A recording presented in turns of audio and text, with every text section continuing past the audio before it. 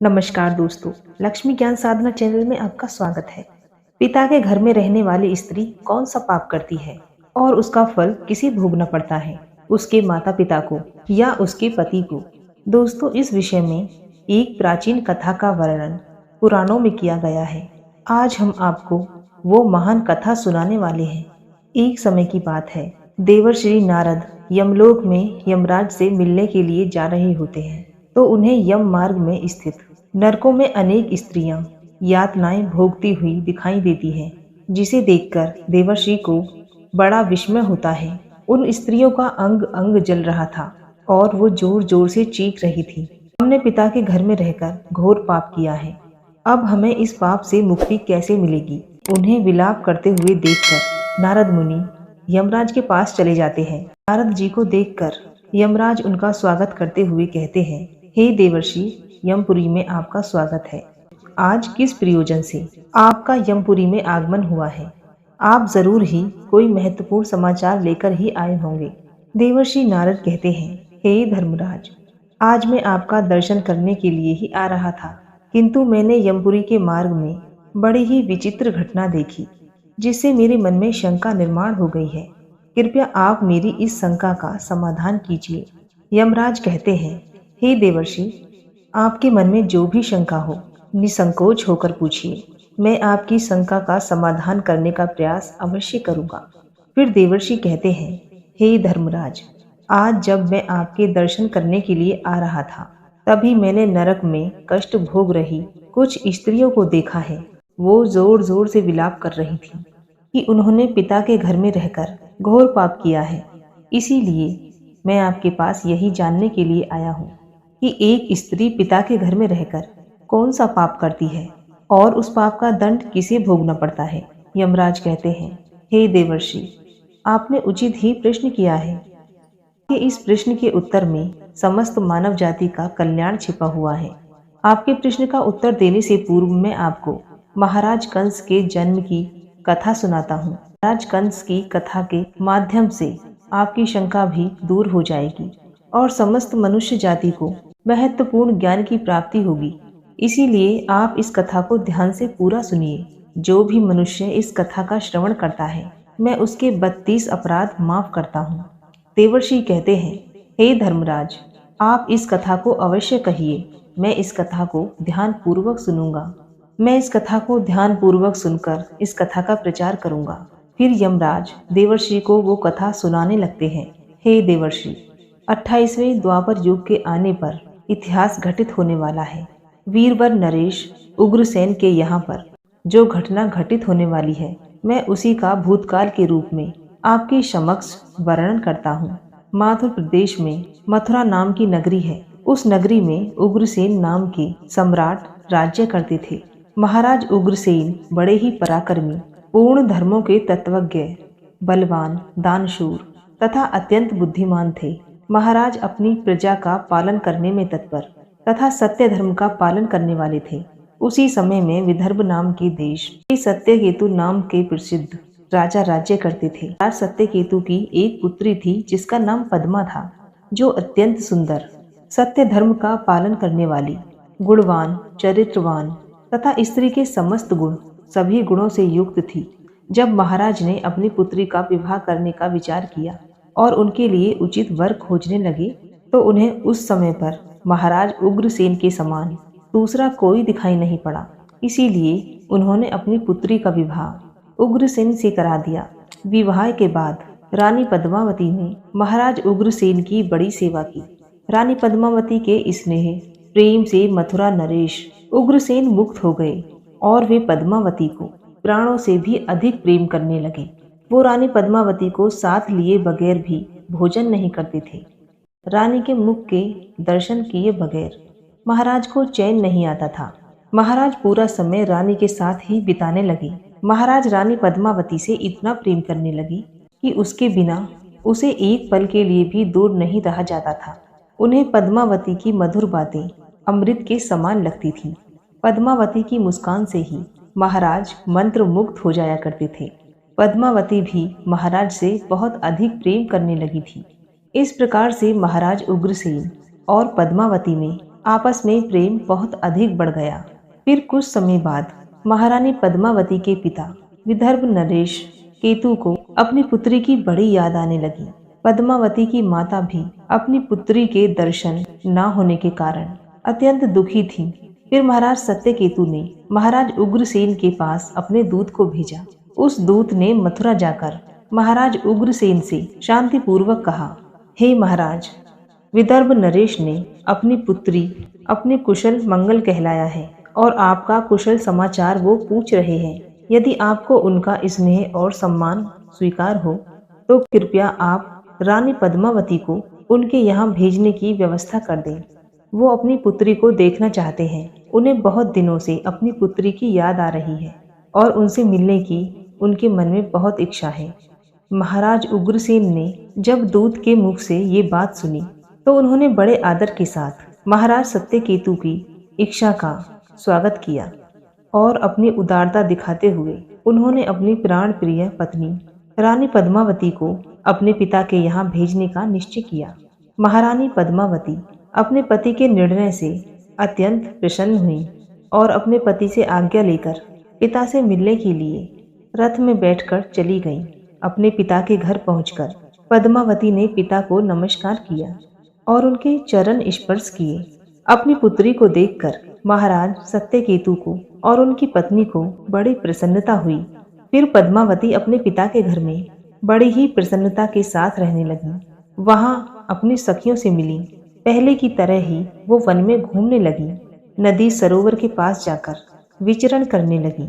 अपने पिता के घर आकर वो पुनः बालिका बन गई और उसके आचरण में भी बालिका की तरह संकोच का भाव रहा और वो इधर उधर स्वतंत्र होकर घूमने लगी। फिर एक दिन की बात है, पद्मावती अपनी सखियों के साथ एक सुंदर पर्वत पर सैर करने के लिए चली गई। उस पर्वत की तराई में एक रमणीय वन दिखाई दिया जो सुंदर सुंदर वृक्षों से शोभा पा रहा था। उस वन में अत्यंत स्वच्छ जल से भरा हुआ सर्वभद्र नाम का सरोवर था। उस सरोवर को देखकर पद्मावती अपनी सखियों को लेकर सरोवर के पास चली गई और उस सरोवर में अपनी सहेलियों के साथ हंसती गाती हुई जल क्रीड़ा करने लगी। अपनी सहेलियों के साथ खेलते कूदते हुए वह अपने पति परमेश्वर को भूल गई और वहां मौज करने लगी। उसी समय कुबेर का एक सेवक गुगिल नाम का दैत्य विमान पर बैठकर आकाश के मार्ग से कहीं जा रहा था। जब वह उस सरोवर के ऊपर से जा रहा था तो उस राक्षस की दृष्टि सुंदर रूप तथा बड़ी बड़ी आंखों वाली राजकुमारी पर पड़ी जो हंसते खेलते हुए सरोवर में स्नान कर रही थी। उसे देखते ही वो दैत्य आकाश में ही रुक गया। उसे अपनी ज्ञान शक्ति से पता चला कि वह सुंदरी विदर्भ नरेश की पुत्री पद्मावती है जो महाराज उग्रसेन की प्यारी पत्नी है। वो दैत्य इस प्रकार से सोचने लगा कि पद्मावती कितनी सुंदर है, इसका रूप कितना मनोहर है, किंतु ये पतिव्रता होने के कारण आत्मबल से सुरक्षित है। पर पुरुष के लिए इस सुंदरी को पाना असंभव है। महाराज उग्रसेन बड़ा ही मूर्ख है जो उसने इतनी सुंदर मनोहर रूप वाली पत्नी को मायके में भेज दिया। ये सुंदरी देवताओं के लिए भी दुर्लभ है। इस समय कामदेव मुझे बहुत पीड़ा दे रहे हैं। मैं कैसे इस सुंदरी के निकट जाऊं? इतना सोचते हुए उस राक्षस ने एक उपाय निकाला और फिर उसने महाराज उग्रसेन का रूप धारण किया। उसने पूरी तरह से अपने शरीर को महाराज उग्रसेन में बदल दिया। वो बिल्कुल महाराज उग्रसेन की तरह ही दिखाई पड़ रहा था। फिर वो एक वृक्ष के नीचे जाकर बैठ गया और उसने मधुर संगीत बजाना शुरू कर दिया। वो मधुर संगीत मोहित करने वाला था। जब पद्मावती और उसकी सहेलियों ने उस मधुर संगीत को सुना तो उनका मन विचलित हो गया और वह मधुर संगीत की तरफ आकर्षित होने लगी। वो सोचने लगी, ये मधुर संगीत कौन बजा रहा है जिसने हम सभी को मंत्र मुक्त कर डाला है। पद्मावती के मन में उस संगीत बजाने वाले को देखने की इच्छा हुई।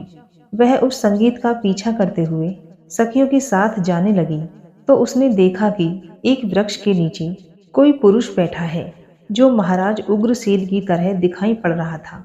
वास्तव में वो दुष्ट राक्षस भील था जो उसके पति का रूप धारण कर बैठा था। महाराज उग्रसेन को बैठा हुआ वहां पर देखकर पद्मावती सोचने लगी, मेरे धर्मपरायण पति अपना राज्य छोड़कर कब और कैसे चले आए? महारानी इस प्रकार सोचने ही लगी थी कि महाराज उग्रसेन के भेष में बैठे हुए उस दुष्ट भील ने महारानी को पुकारा, हे प्रिय, यहाँ मेरे पास आ जाओ, मैं तुम्हारे बिना जी नहीं सकता। सुंदरी, मुझे तुमसे अलग नहीं रहा जाता। तुम्हारे बगैर भोजन करना भी असंभव हो गया था। इसी कारण मैं खुद ही चलकर तुम्हारे पास आ गया हूँ। मैं तुमसे एक क्षण भी दूर नहीं रह सकता। अपने पति के ऐसे वचन सुनकर महारानी पद्मावती कुछ चुप सी हो गईं और शर्माते हुए वो उनके पास जाकर खड़ी हो गईं। फिर महाराज के भेष में बैठे हुए उस दुष्ट ने महारानी का हाथ पकड़ लिया और उन्हें जंगल में एकांत स्थान पर ले गया। वहां पर उसने अपनी इच्छा अनुसार पद्मावती के साथ बातें करने लगा, लेकिन रानी पद्मावती को वो अपने महाराज जैसा नहीं लग रहा था। उसे समझ में आ रहा था ये महाराज उग्रसेन नहीं है, उनका रूप धारण करके कोई बहरूपिया आया है। महारानी पद्मावती वहां से तुरंत उठ गईं और अपने वस्त्र संभाल कर पहनने लगी। महारानी को इस घटना से बहुत दुख हुआ। एक पापी बहरूपिये ने महाराज का रूप धारण करके उनका उपभोग किया, जिससे महारानी बहुत क्रोधित हो गई और उस राक्षस से कहने लगी, अरे नीच, जल्दी बता तू कौन है? तूने महाराज का रूप धारण करके मेरा उपभोग करके बहुत बड़ा पाप किया है। तू महापापी और निर्दयी है। इतना कहकर महारानी की आंखें भर आईं और वो रोते हुए उस पापी को श्राप देने लगी, हे दुष्ट, तूने मेरे पति का रूप धारण करके मेरे साथ छल किया है, मेरे इस पवित्र शरीर को गंदा कर दिया है, मेरे उत्तम पतिव्रता व्रत को नष्ट कर दिया है। अब यहीं तू मेरा प्रभाव देख ले, मैं तुझे अत्यंत कठोर श्राप दूंगी। रानी पद्मावती की बात सुनकर वो राक्षस भील अपने असली रूप में आ गया और कहने लगा, हे दुष्टा, पतिव्रता स्त्री से तो सभी राक्षस दूर भागते हैं। मैं तो जन्म और कर्म से राक्षस ही हूँ। मुझे श्राप देने से पूर्व तुम मेरे दोष का विचार करो। तुम मुझे कौन से अपराध के लिए श्राप दे रही हो? मेरे राक्षसी स्वभाव के कारण मैंने ऐसा काम किया है। पद्मावती कहने लगी, हे पापी राक्षस, मैं साध्वी और पतिव्रता नारी हूँ। मेरे मन में मेरे पति का ही वास है। मैं केवल अपने पति की ही कामना करती हूँ। मैं सदा उन्हीं के लिए तप और व्रत करती हूँ। मैं अपने धर्म मार्ग पर चल रही थी, किंतु तूने माया रचकर मेरे साथ बहुत अन्याय किया है। मेरा पतिव्रता धर्म नष्ट कर दिया है। इसीलिए हे दुष्ट, मैं तुझे भस्म कर डालूंगी। फिर वह राक्षस भील कहने लगा, हे राजकुमारी, यदि तुम उचित समझो तो मेरी बात सुनो। मैं धर्म की बात कह रहा हूँ। जो स्त्री मन वाणी द्वारा पति की सेवा करती है, पति के संतुष्ट होने पर ही स्वयं संतुष्ट होती है, पति के गुस्सा होने पर भी उसका त्याग नहीं करती, उसके दोष का विचार नहीं करती, अपने पति के हर काम में उसका साथ देती है, पति के अलावा किसी पुरुष का विचार तक नहीं करती, वह स्त्री पतिव्रता कही गई है। वह स्त्री पतिव्रता कही गई है। यदि कोई स्त्री खुद का कल्याण चाहती है तो वह अपने पति का कभी त्याग नहीं करती। पति चाहे रोगी हो, कोढ़ी हो, बूढ़ा हो, अंगहीन हो या पापी हो, पतिव्रता स्त्री कभी अपने पति का परित्याग नहीं करती है। जो स्त्री पति को छोड़कर अपना मन दूसरे कार्यों में लगाती है, पति को भूलकर खुद मौज उड़ाती है, स्वेच्छाचारिणी बनकर पति को छोड़कर अकेले ही इधर उधर घूमने लगती है, उसे संसार में व्यभिचारिणी कहा गया है। जो स्त्री पति की अनुपस्थिति में श्रृंगार करती है, सज धज कर इधर उधर घूमती है, दूसरे पुरुषों के सामने नाच गाना करती है, उसे कुल्टा कहा जाता है। हे राजकुमारी, तुम बताओ, अपने पति को छोड़कर तू इस वन में किस लिए आई है? पति की सेवा करना छोड़कर तू सज धज कर श्रृंगार कर कर इस वन में क्यों भटक रही है? तुझे शर्म नहीं आती? और फिर तू किस मुंह से कह रही है कि तू पतिव्रता है? कर्म से तो तुम पतिव्रता दिखाई नहीं देती हो। कर्म से तो तुम पतिव्रता दिखाई नहीं देती हो। तुम पति के बिना निर्भय होकर इस पर्वत में और वन में मतवाली होकर घूम रही हो, इसीलिए तुम पापनी हो। मैंने तुझे सही राह पर लाने के लिए है। मैंने तेरा उपभोग करके तुझे दंड दिया है। अब तू इसके बाद कभी ऐसी दुष्टता नहीं करेगी। इसलिए तुम मुझे बताओ, पति को छोड़कर तुम किस लिए यहाँ आई हो? ये श्रृंगार, ये आभूषण, ये मनोहर सुंदर सुंदर वस्त्र धारण करके किसके लिए घूम रही हो? तुम्हारा पति तो दूर विदेश में रहता है, तो तू किसके लिए इतना सज धज कर घूम रही है? हे पापनी, अब बोलो ना, किसके लिए घूम रही हो? कहाँ है तुम्हारा पतिव्रता धर्म? दिखाओ तो मुझे। तुम इस समय अपने पति से 400 कोस दूर हो। कहाँ है तुम्हारे अंदर पति को देवता मानने का भाव? अरे दुष्ट, तुझे शर्म भी नहीं आती? तू खुद तो ऐसा बर्ताव करती हुई घूम रही है, तू क्या मेरे सामने बोलेगी? खुद पाप करके तू यहाँ पर घूम रही है, सुंदर वस्त्र आभूषण पहनकर पराये पुरुषों को आकर्षित कर रही है और मुझे बता रही है कि तू पतिव्रता है। भील के ऐसे वचन सुनकर पद्मावती बोलने लगी, ओ नीच राक्षस, तू सुन, मेरे पिता ने मुझे अपने पति के घर से बुलाया है, इसीलिए मैं आई हूँ। इसमें पाप कहाँ है? काम, लोभ तथा मोह के वश में होकर नहीं आई हूँ। इस वन में भी मैं सदैव अपने पति का ही चिंतन करती रहती हूँ।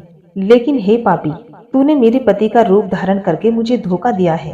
एक पतिव्रता स्त्री का पतिव्रता धर्म भंग करने वाले को घोर नरक में डाला जाता है, उसे बाद में सुअर के जन्म में डाल दिया जाता है। क्या तुझे इतना भी नहीं पता? तू नहीं जानता, मैं अपने पति से बहुत प्रेम करती हूँ। मैंने कभी अपने पति का अपमान नहीं किया, सदैव उनकी सेवा की है। मैंने कभी अपने पति की आज्ञा का उल्लंघन नहीं किया। फिर तूने एक पतिव्रता स्त्री को दूषित करने का साहस किया है। अरे दुष्ट राक्षस, देवता भी पतिव्रता स्त्री से भयभीत रहते हैं। पतिव्रता स्त्री के श्राप से तो सूर्य की अग्नि भी ठंडी पड़ जाती है, सरोवर सूख जाते हैं, वृक्ष फलहीन हो जाते हैं। पतिव्रता स्त्री के बिना ये तो संसार नष्ट हो जाएगा। फिर भील ने कहा, पद्मावती, अब मेरी बात सुनो। अंधे मनुष्य को कुछ भी दिखाई नहीं देता। इस समय तुम धर्महीन नेत्रों से हीन हो गई, इसीलिए तुम अपने पति को पहचान नहीं पाई। जिस समय तुम्हारे मन में अपने पति का घर छोड़कर पिता के घर पर आने की इच्छा हुई, उसी समय तुम अपने मन से अपने पति की भावना छोड़कर उनके ध्यान से मुक्त हो गई। पतिव्रता स्त्री निरंतर केवल पति का ही चिंतन करती है। जब तुम्हारे अंदर पति से दूर होने की भावना जाग गई, उसी समय तुम्हारे हृदय की आंखें फूट गईं। फिर तुम मुझे कैसे पहचान पाती? तुम अगर सच्ची पतिव्रता होती तो मुझे देखते ही पहचान लेती। पतिव्रता स्त्री के मन में केवल उसका पति ही होता है, वो अपने पति की सुगंध से दूर से ही पहचान लेती है। लेकिन तुम अपने पिता के घर पर आकर तुम अपने पति को भूल चुकी थी, इसीलिए तुमने मुझे पहचाना नहीं और अपना पति समझकर मेरे साथ चली आई। भील के इस प्रकार के निष्ठुर वचन सुनकर रानी पद्मावती को अपनी भूल का पता चल गया और उसके हृदय में बहुत दुख हुआ। वो पश्चाताप करने लगी। फिर गोभील ने कहा, मैंने तुम्हारा उपभोग किया है, जिससे तुम्हें तीनों लोगों को दुख पहुंचाने वाला पुत्र उत्पन्न होगा। यही तुम्हारे इस पाप का दंड है। इतना कहकर वो राक्षस भील वहां से चला गया। भील बड़ा ही दुष्ट और पापी था। उसके माया जाल में फंसकर एक पतिव्रता स्त्री का पतिव्रत धर्म नष्ट हो चुका था। उसके चले जाने के बाद रानी पद्मावती अत्यंत दुखी होकर रोने लगी। उसके रोने की आवाज सुनकर उसकी सखियां दौड़कर उस स्थान पर चली आईं और पूछने लगीं, राजकुमारी, रोती क्यों हो? क्या हुआ? महाराज उग्रसेन कहाँ चले गए? फिर महारानी पद्मावती ने दुख से रोते हुए अपनी सहेलियों को सारी हकीकत बता दी। इस प्रकार से राक्षस ने राजा उग्रसेन का रूप धारण कर उनके साथ छल किया। फिर सखियां पद्मावती को उसके पिता के घर में ले गईं। वहां जाकर रानी पद्मावती शोक और दुख से थर-थर कांपने लगी। सखियों ने रानी की माता को सारी बात बता दी। यह बात सुनते ही रानी पद्मावती की माता ने महाराज सत्यकेतु के पास जाकर सारा वृतांत सुना दिया, जिससे महाराज सत्यकेतु को बड़ा दुख हुआ। उन्होंने तुरंत ही अपनी पुत्री को दूतों के साथ पति के घर पर भेज दिया। उधर महाराज उग्रसेन अपनी रानी पद्मावती को आया हुआ देखकर बहुत प्रसन्न हुए। वो बार बार पद्मावती से कहने लगे, हे प्रिय, तुम्हारे बिना मेरा जीवन दुष्कर हो गया था। तुम और कुछ दिन ना आती, मेरे प्राण ही चले जाते। इतना कहते ही रानी पद्मावती महाराज के गले से लगकर रोने लगी। महाराज उग्रसेन कहने लगे, हे सुंदरी, क्या हुआ? तुम क्यों रो रही हो? मुझे बताओ, तुम्हारे दुख का कारण क्या है? पद्मावती ने महाराज को कुछ नहीं बताया और उस पाप को छिपा दिया और प्रेम से महाराज के साथ विहार करने लगी। फिर महारानी का वो भयंकर गर्भ धीरे धीरे बढ़ने लगा। केवल महारानी ही जानती थी ये किसका बच्चा पल रहा है। ये बात उसने कभी महाराज को नहीं बताई। अपने पेट में पल रहे उस राक्षस के बच्चे के विषय में सोचकर रानी को दिन रात चिंता सताने लगी। वो गर्भ 10 वर्ष तक बढ़ता रहा और उसके बाद महाभयंकर कंस का जन्म हुआ। वही कंस जब बड़ा हुआ तो उसने तीनों लोकों के निवासी सभी को कष्ट पहुंचाना शुरू कर दिया और अंत में भगवान श्री कृष्ण के हाथों उसकी मृत्यु हो गई और उसे मोक्ष प्राप्त हुआ। यमराज कहते हैं, हे देवर्षि, भविष्य में घटित होने वाली मैंने आपको भूतकाल के रूप में सुना दिया है। इस प्रकार पिता के घर में जो कन्या निवास करती है वह बिगड़ जाती है। अतः कन्या को विवाह के बाद पिता के घर में अधिक समय तक नहीं रहना चाहिए। पुत्री अपने पिता के घर में रहकर जो पाप करती है उसका फल माता पिता को भोगना पड़ता है। इसीलिए किसी भी पिता को पुत्री के विवाह के बाद ज्यादा दिनों तक अपने घर में नहीं रखना चाहिए। जिस पुरुष के साथ उसका विवाह किया गया है उसी के घर में स्त्री का पालन पोषण होना चाहिए। दोस्तों, ये वीडियो आपको कैसी लगी कमेंट बॉक्स में अवश्य बताइएगा और हमारे वीडियो को एक लाइक कर चैनल को सब्सक्राइब करना ना भूलें। धन्यवाद।